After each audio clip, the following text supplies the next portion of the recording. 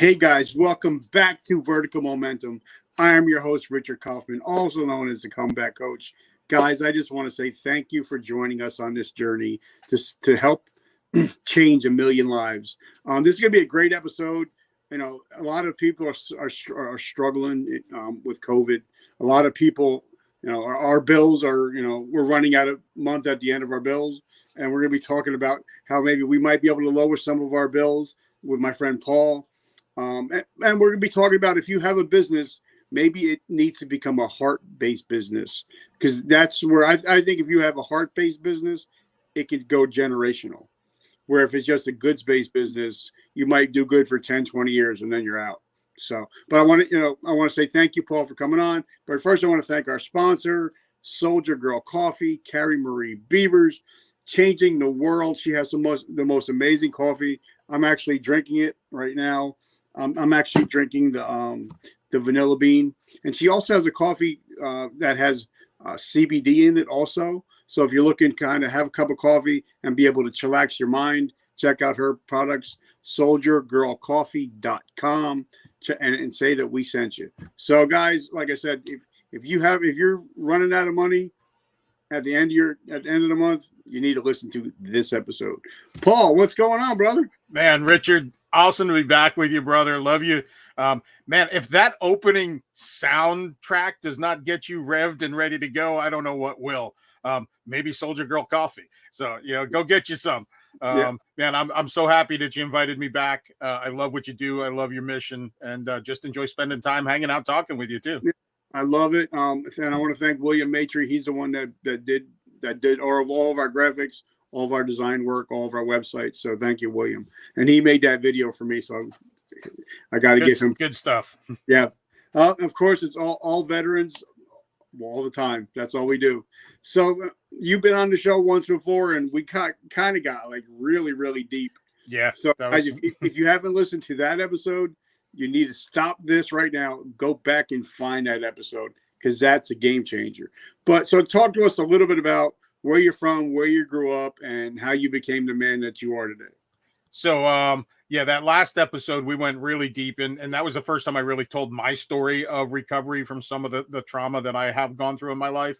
And, so I appreciate you helping me, get to a place where that story is something that's now something that I'm happy and willing to share. So absolutely go check out the other episode if you want to hear more about that. But I grew up in a small town in upstate New York, about an hour north of New York City. Graduated from high school in 1985. So, I guess I'm part of that Gen X generation. And it was a really cool place to grow up, because there's hundreds of acres of farmland all around our neighborhood. When I was a kid, me and my brother would grab our bicycles and our fishing poles, and we'd be gone from sunrise to sunset, and nobody worried about us. But we could be in New York City in just over an hour in the middle of Times Square. So it was like the best of both worlds growing up. And I tried community college right after high school. I was having some things going on in my life at that time, and it just didn't work out for me. So I walked off campus one day and joined the Army. Just walked into the recruiter's office and said, I want to join the Army. What do you got for me? So I spent just about 6 years in the Army as a communications equipment repair guy, worked on encryption and decryption devices, traveled around the world. Lived in Germany for 3 years and deployed to Desert Storm with 3rd Armor Division. Came back and lived in North Carolina for 10 years after I got out of the Army. And then, my primary job at that point was an alarm installer, running wires in people's houses and stuff in 100-degree weather, up in attics and under crawl spaces. So, still grunt work even after I got out of the military. And then about 20 years ago, I met the love of my life, the woman who helped me on my journey of recovery. She was the one who encouraged me to get some counseling for some of the stuff I was dealing with. Tracy, who is my partner of 20 years, my wife of 14 years coming up. So we are living back in the same neighborhood I grew up in. When I met her, she was living in the same neighborhood that I grew up in. So around the world and back again, so the two of us became best friends, got married, and started a business together. So that's kind of, our life now is, consists of working the business together, traveling together. And I was telling you earlier, we're doing a major renovation on our house. We're both DIY nuts. So, the rest of our free time, we're putting up drywall or running electrical wires or running plumbing, so that we can get the house to be the house of our dreams. That's kind of it in a nutshell. Yeah. All right, guys, we got to go. It's been great.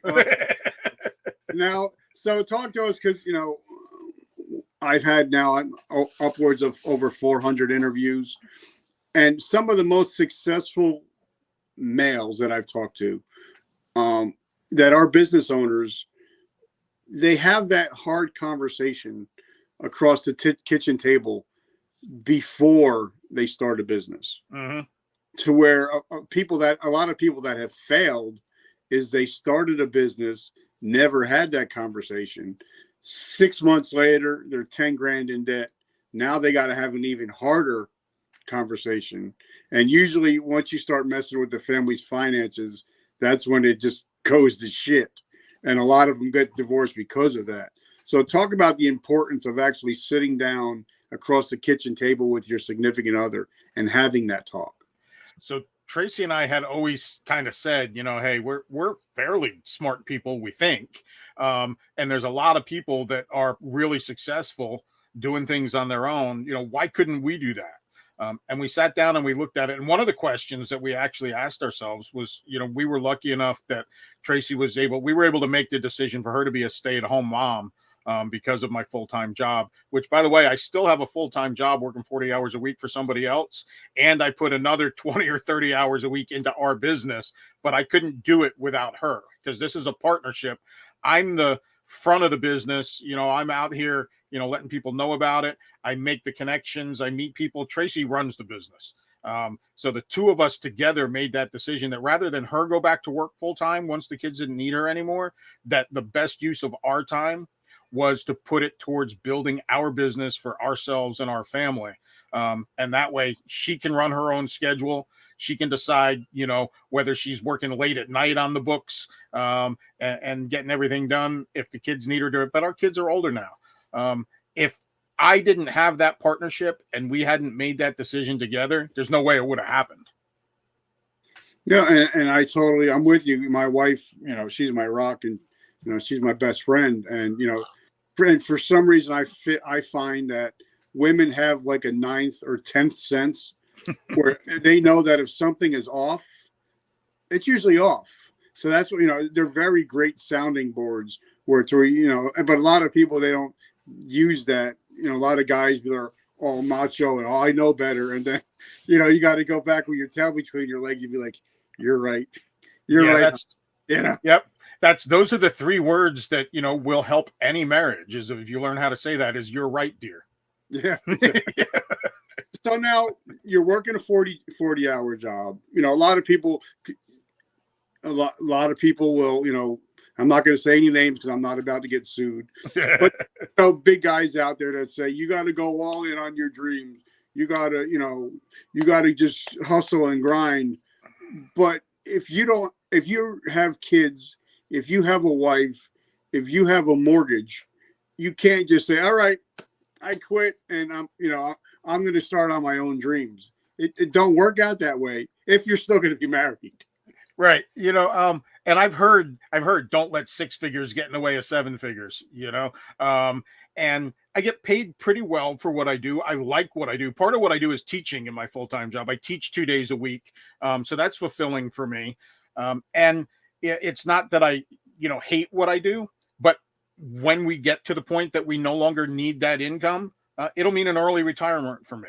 And, part of what we decided to do was because of some of the stuff I went through and the bad decisions I made earlier in my life, I had absolutely nothing saved for retirement. So this is also supplementing my retirement income to where maybe I can retire at, 58 instead of 68 or 70. Too many people have to keep working into their 70s or 80s because they just haven't managed to put that money aside. So that was the other reason to do it. At some point it'll become silly for me to keep a full-time job. If we're making multiple 7 figures in the business, which is the plan, why keep working for somebody else? And at that point, I may continue as a consultant, just doing the teaching, here and there, because I do enjoy it. All right. So now, okay, you work 40 hours, and no matter, because I was talking with somebody, my cousin yesterday, because he started a new job, and of course, there's a learning curve, and you got to pay your dues, you got to put the reps in, So talk to us about having to work the 40-hour job, and if you want to start a business, you got to pay your dues and start learning how to become a business owner. You don't step into it and be successful. No, and you got to figure out how to fit that around, I'm an all or nothing type of guy, so when I tell you I'm working for you, whatever price I agreed that I'm doing that for, you get 100% of my effort when I'm on your time.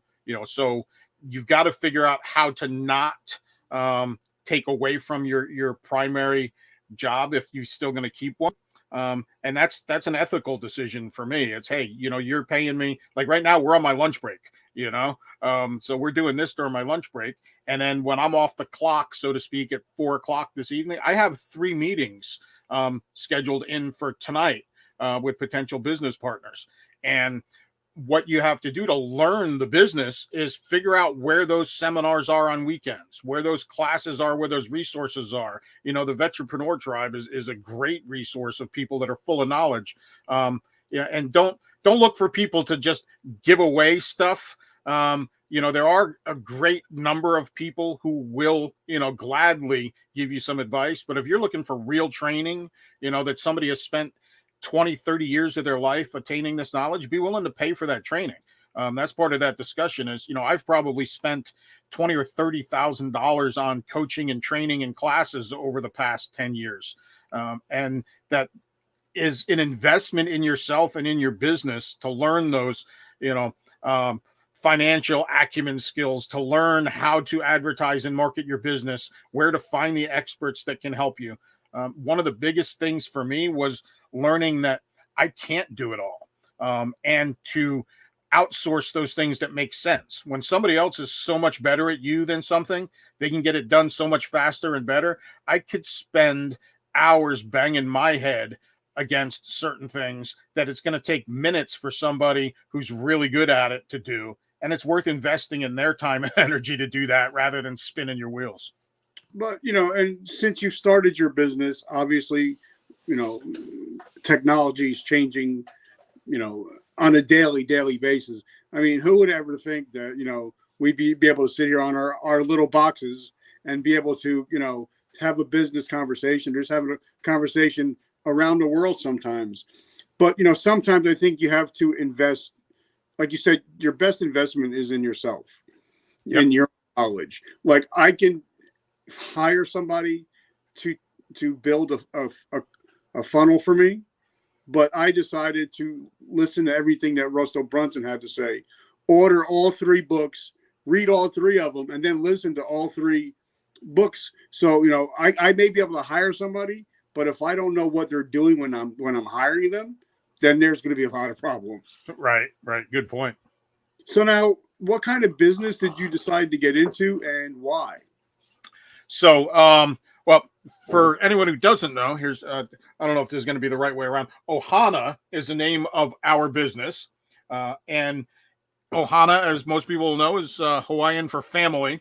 And that came from, one, we're huge Disney fans as a family. So, with the whole Moana and everything else and Lilo and Stitch, Ohana just stuck with us as kind of a symbol for our family.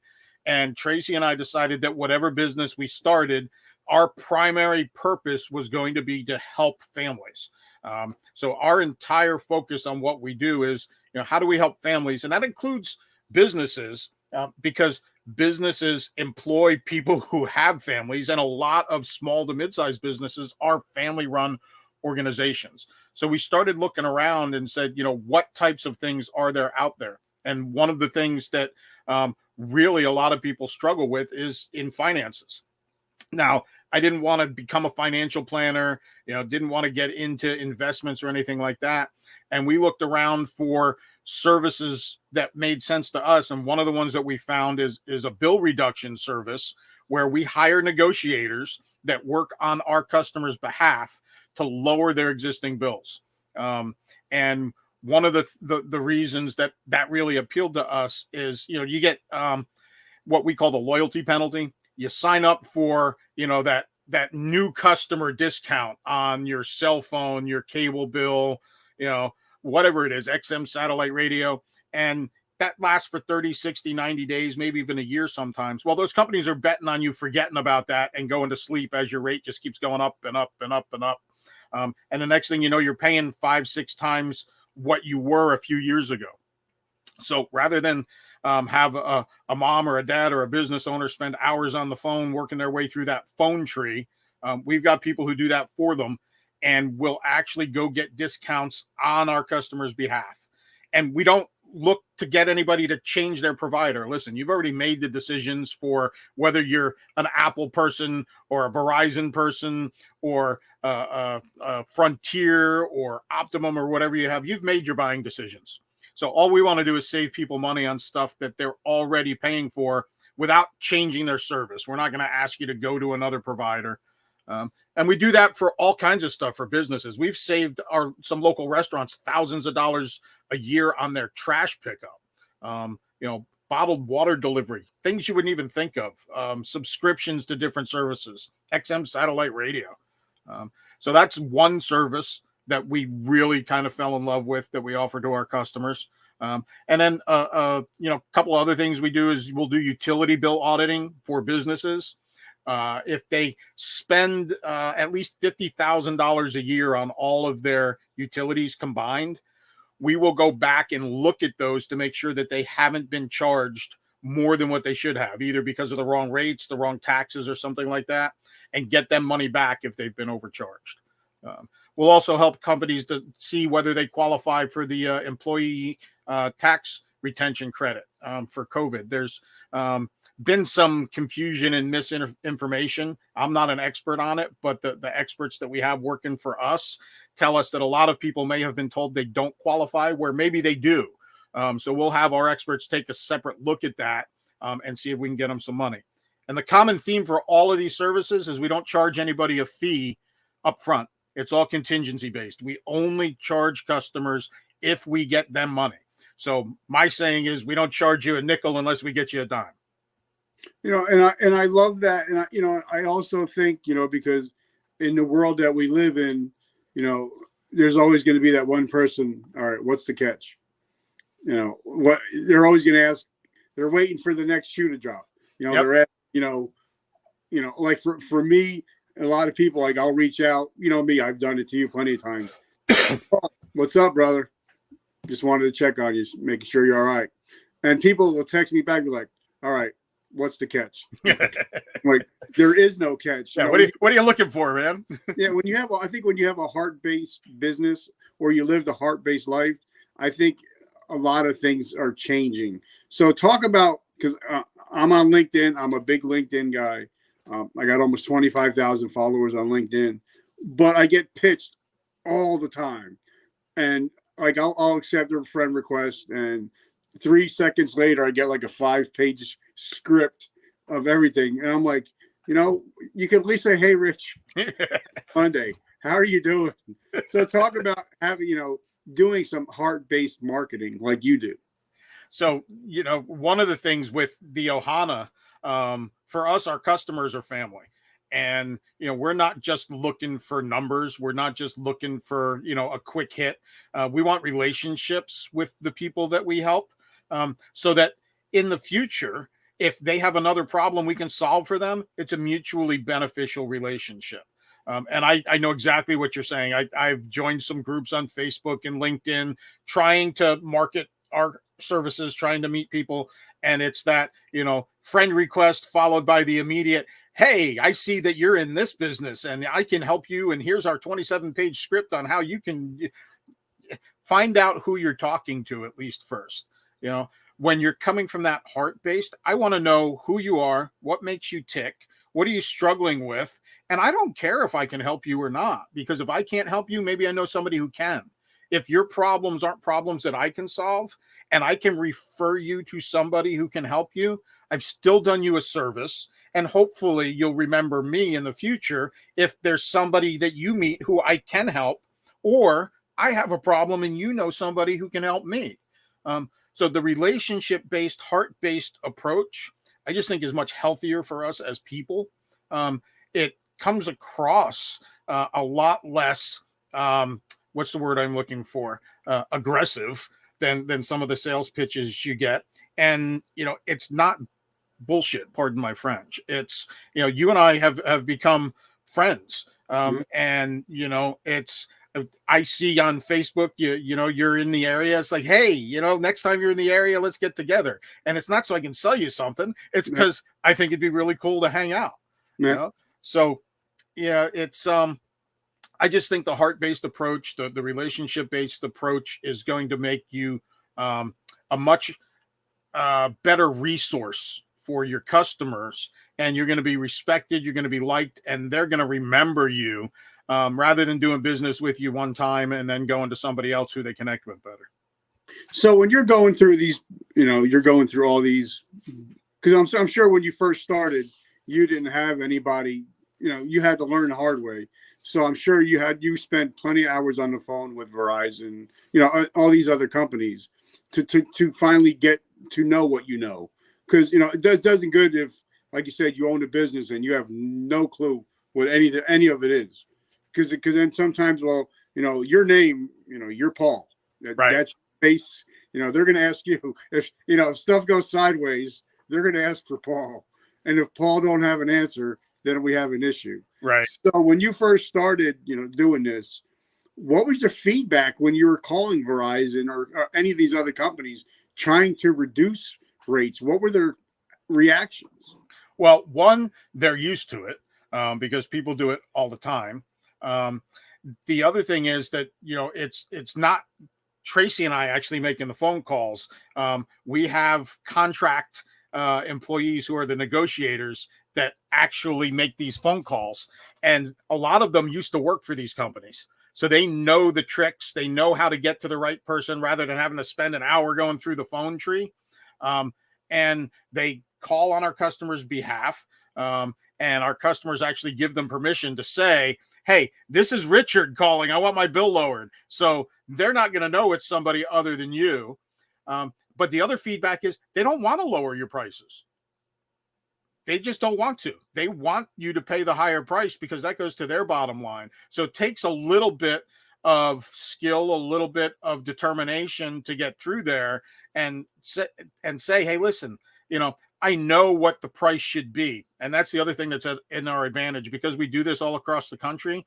We have a database that says what the prices should be for what services in what areas. And that's a huge bargaining chip. The average person just doesn't have that data at their disposal.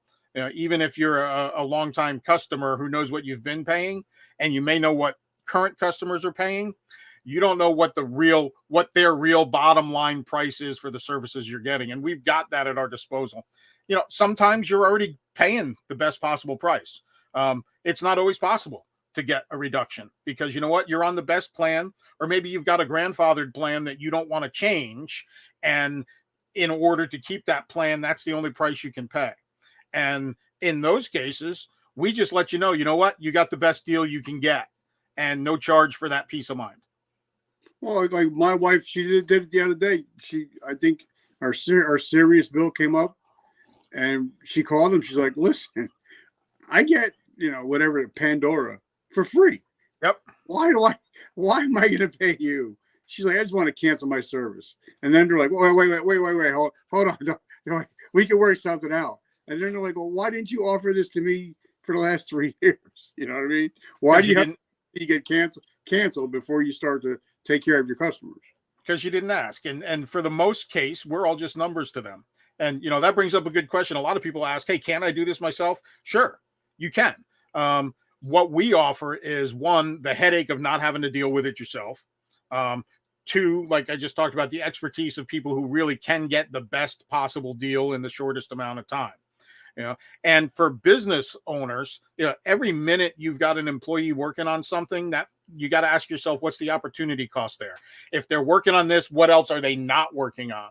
So for most small to mid-sized businesses, they don't really have somebody on staff who it's worth their time to spend hours and hours on the phone trying to get this done, especially if they're not an expert at it. We've saved some of our business owners, hundreds of thousands of dollars over the last couple of years and going forward. And they have been really, really grateful to find out. One of them was really surprised to find out how much they were overpaying for IP phone services, by the tune of over $500,000 over the next 5 years. They were being overcharged just because it was a company they'd been with for a long time and the prices kept going up. They just assumed that was the price. We've got several hundred phone extensions over 16 different locations. And nobody thought to question whether that was a reasonable price or not. So what are the if I was going to say the average Joe, what are the top 3 things that they didn't know that they can actually negotiate the prices on? Let's see. Everybody, I think, knows that you can probably negotiate your phone bill, with your cell phone carrier. But anything you pay a monthly bill for and you have a choice of who delivers that to is pretty much negotiable. Let's say you get bottled propane delivered to, you get a propane refill at your house or your business. That's negotiable. And we know what the going prices are for that. Bottled water delivery. That was one that surprised me, like from Nestle or one of these other companies that deliver the 5-gallon bottles. How about magazine or newspaper subscriptions? That one surprised me, even for like a business that subscribes to a whole bunch of stuff.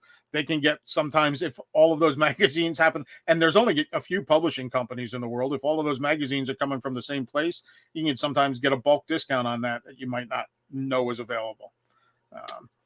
Wow, I think that's awesome. Now, I know that we talked about this before we came on the show, that there's some people like I was always a supplement guy, so I love taking supplements until one day I seen that GNC was hiring, and I'm like, oh, this is perfect. I love supplements.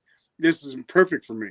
So I'm sure you might have had some people that you've actually helped out, and then they're like, wait a minute, if you helped me, I want to help others. Is there opportunities like that available in your company? Yeah, actually there are.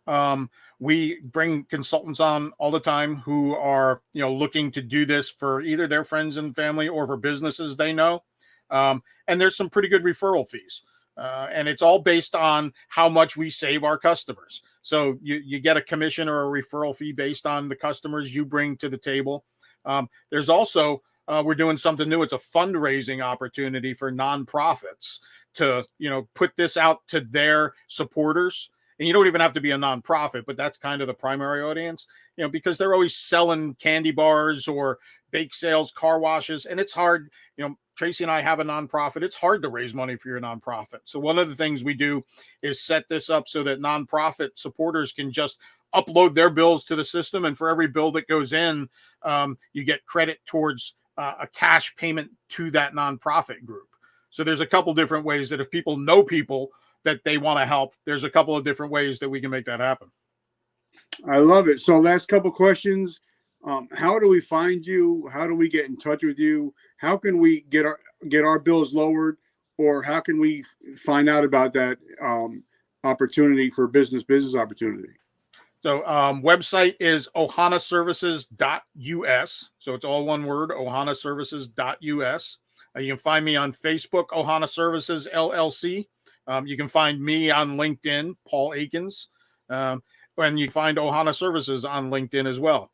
And my email is just paul@ohanaservices.us. So shoot me an email. Okay. Now, my last question I had one of, I don't know. I'm a big Food Network guy, and one of my friends, his name is Simon Majumdar. He's a top. He won Iron Chef, and I had him on a couple weeks ago, and he said over the last since 2 years, we've lost over 100,000 restaurants in the United States alone. So even though we have a lot of people that are unemployed, driving Uber, DoorDash, what have you. So if I ask the average American to do something in 7 days, they're never going to get to it. But if I ask somebody that's watching our show to take an actionable step in the next 24 hours, they're more likely to do it. So if somebody's sitting there and it's Monday and they're like, damn, I already got my whole paycheck is spent and it's only Monday. What is something they can do in the next 24 hours to try to get some financial clarity in their life? So one of the things I would say is make a list of all of your expenses. A lot of people don't even know what they're spending money on. And if you're really running out of money before the end of the month, number one is eliminate anything that you don't need to survive for the next several months. And I've been in that position, and one of the things I realized was I had a Starbucks habit, it's a Soldier Girl habit now, which is much more affordable, but you can drop $20 on a Starbucks visit without thinking about it. If you're running out of money at the end of the month, maybe you give up cable TV for a couple of months and just stream stuff on your TV. So that's number one is cut out anything unnecessary. Number two is if there's any leeway, pay yourself first. When you get that paycheck, take out whatever you don't need to live on for the next week, 7 days, month, however often you get paid, and put that in a savings account. That if you have a spouse or a partner, make it a savings account that requires 2 signatures to get money out of it. That sounds awesome, guys. Paul, I just want to say thank you, guys. So if you're listening to this, I want to thank you for being part of my journey. We've just hit 2 years on air, and I just want to say thank you. We're on our mission to save 1 million lives. So I just want to say thank you. I want to thank Carrie, Soldier Girl Coffee. If you guys love coffee, definitely check her out. There's like 4 or 5 different flavors. She always has something new coming out. And I promise you guys something. I'm doing a giveaway. If you guys get my book today, it's $10.97. I'm actually going to give you something back, especially if you're a business owner, with a value of $997. So if you buy the book for $10.97, I'm actually going to give you something of value for your business of $997 guaranteed. And Paul knows if I say I'm going to do something, I'm going to do it. Absolutely. All right, Paul, brother, have an amazing week. I'm so grateful for you. And I can't wait to see what you guys get. I can't wait to come and visit and see the new house. Awesome, man. You're welcome anytime. Love you, brother. I really appreciate everything you're doing. And as always, I wish the best of everything for you. All right, guys. Remember vertical momentum. And I also wanted a quote that says from Oprah Winfrey. I'm going to end with every show is the way we help ourselves is by helping others. So I just want to say, love you guys, and I'll talk to you guys tomorrow.